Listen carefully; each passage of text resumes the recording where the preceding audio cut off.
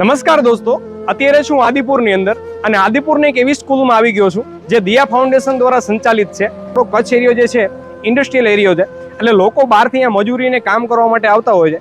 તો એવા બાળકો અહીંયા આવ્યા પછી એમના પેરેન્ટ્સ તો મજૂરી ચાલી જાય છે, પણ એના બાળકો પણ બારે ઘાસ વેચતા હોય છે કે ક્યાંય પણ ચાયની ટપરી પર મજૂરી કરતા હોય છે. એનું એજ્યુકેશન જે છે ત્યાં તો ભણતા જ હોય છે, પણ અહીંયા આવ્યા પછી એનું એજ્યુકેશન પર્પસ આખો પૂરો થઈ જાય છે. તો એટલા માટે થઈને દિયા ફાउंडेशन છેલ્લા 6 વર્ષથી આ પર્પસ ઉપર કામ કરી રહ્યું છે. ચાલો આપણે આજે એની મુલાકાત લઈએ. नमस्ते, मैं हेमल व्यास, दिया फाउंडेशन आदिपुर से मैं बोल रहा हूँ।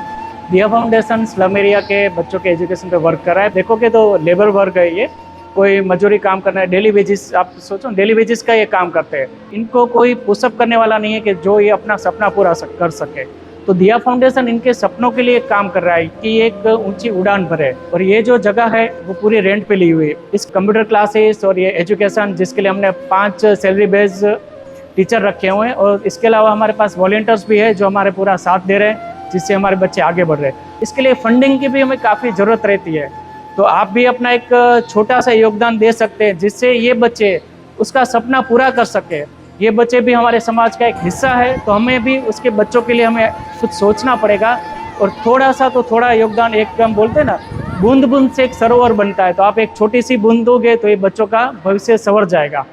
Thank you so much.